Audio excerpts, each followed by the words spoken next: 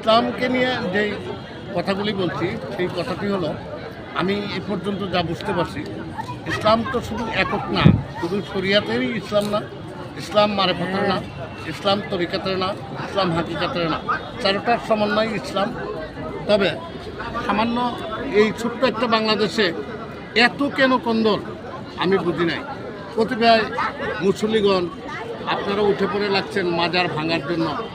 আমি চাই না যে মুসলমানের ঝগড়া হোক, মুসলমানে মারামারি হোক, এগুলি আমি চাই না।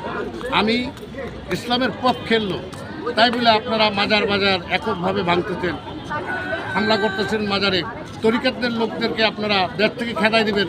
ঠিক আছে, আপনারা সম্মেলন করেন, সকলকে ডাকেন যে এখানে যারা তরিকা নিচ্ছে বাংলাদেশের লোক, এরা এই দেশে থাকতে পারবে না, দেশ থেকে আপনারা তাড়াই দেন। আর যদি আপনারা রাষ্ট্রে দখল করতে চান, তাহলে আপনারা ভোটের মাধ্যমে আসেন। আপনারা যদি গদি নিতে পারেন, ভোটে আসেন, সংখ্যাগরিষ্ঠ হন, আপনারা ক্ষমতায় আসবেন। আপনাদের ইচ্ছে মতো তখন আপনারা সংবিধান তৈরি করে লোকের কাছ থেকে খেদাই দেবেন, কোনো অসুবিধা নেই। কিন্তু খামাক্ষা মাজারগুলোর উপরে হামলা দিয়েন না, তরিকাতের ভাই বোনদেরকে হামলা দিয়েন না। আপনারা বিভিন্ন জায়গায় মাহফিল, বিভিন্ন জায়গায় ওরস মাহফিল, এগুলি বন্ধ করে দিচ্ছেন। বিভিন্ন ধরনের আউল বাউলের দেশ আমাদের বাংলা, ছোট্ট একটা দেশ।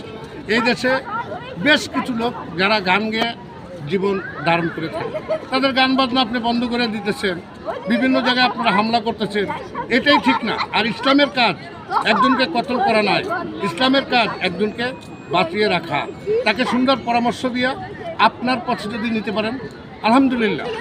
এই জন্য যে আপনারা মাজার ভাঙবেন, এই মাজার ভাঙা থেকে আপনারা বিরত থাকেন, মনে হয় এটা ইসলামের জন্য সুন্দর কাজ হবে।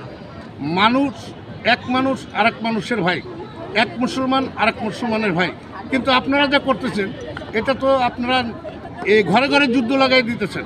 আর ঘরে ঘরে যুদ্ধ লাগাই দেওয়ার যেই মুসল্লিরা আছেন, আপনারা কিন্তু সুন্দর কোনো কাজ বাংলাদেশে করেন নাই। আর পূর্বের থেকেই অলি আল্লাহরা ধর্ম প্রচার করছে, অলি আল্লাহরা কাল কিয়ামত পর্যন্ত তাদের বাজার থাকবে, এগুলি অবিনশ্বর। আর যেগুলি নশ্বর সেগুলি কবর, সাধারণ মানুষ মরে যায়, গণকবরস্থানে রেখে দেয়, তাদের কোনো স্মৃতিকীর্তি থাকে না, থাকে শুধুমাত্র অলি আল্লাহদেরই স্মৃতিকীর্তি। আজকের মতো এখানেই শেষ করছি। আসসালামু আলাইকুম।